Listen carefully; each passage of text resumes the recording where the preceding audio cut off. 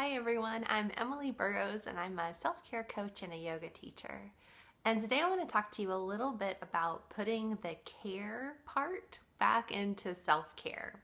Because this is the time of year when New Year's resolutions seem to be faltering a little bit, or maybe they've already faltered and you might have thrown them by the wayside, or maybe this year you decided not to have New Year's resolutions at all. So you're not dealing with this at all, but maybe you've been changing something else in your life. But often what happens when we try to change some aspect of our well-being, when we try to start a new behavior or shift an old habit so that it feels like it's a little bit better for our well-being and our happiness, there's a little bit of a growing point, a little bit of an itchy area where things start to get difficult. And the way we speak to ourselves can go in a couple of different directions. And for a lot of us, especially those of us who've been using fear as a way to motivate ourselves for a long time, we may end up speaking to ourselves in ways that we would not ever dream of speaking to a friend.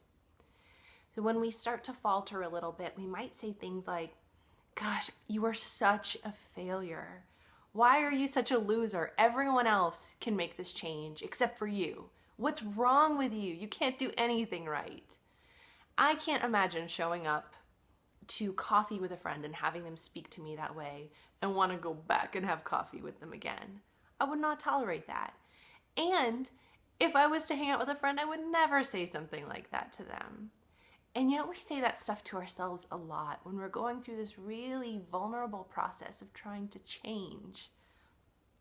So of course it's pretty frustrating when we speak to ourselves in that way and we don't feel super motivated to change again because the stakes are really high. If you know that the outcome is going to be that you're going to say some really mean things to yourself, it's going to be tempting not to try to change again. So what I propose is using a really caring tone of voice when you speak to yourself. And sometimes that sounds a little cheesy. It sounds a little corny if you've been used to using your inner critic's kind of bullying voice to motivate you to succeed. But sometimes just shifting and imagining that you're speaking to a friend is enough to create this kind of safety and encouragement that makes it feel like it's okay to change. It's okay to have struggles along the way, and it's always okay to try again. So I encourage you to give that a try. You might even place a hand over your heart and imagine what you would say to a friend who is faltering during the change process, rather than what a bully would say who you wouldn't want to show up for coffee with again. Give it a try. I'd love to hear how it goes. I'll talk to you soon.